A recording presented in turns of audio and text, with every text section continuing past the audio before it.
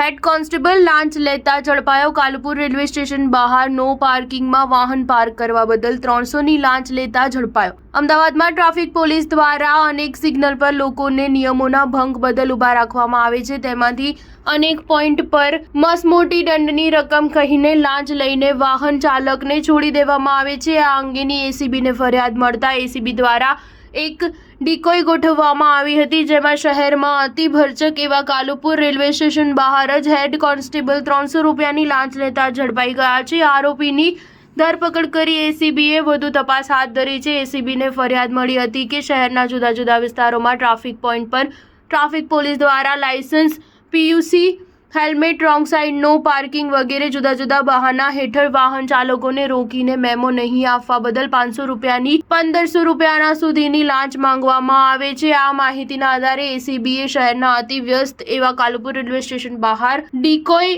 ગોઠવવામાં આવી હતી। આ દરમિયાન ઈ ડિવિઝન ટ્રાફિક પોલીસ સ્ટેશનના હેડ કોન્સ્ટેબલ અશોક પટનીએ ડિકોયર પાસે વાહનનો નો પાર્કિંગમાં મૂક્યું હોવાની જણાવી મેમો આપવા જણાવ્યું હતું। ત્યારબાદ મેમો ના આપવા બદલ 500 રૂપિયાની લાંચની માંગણી કરી હતી।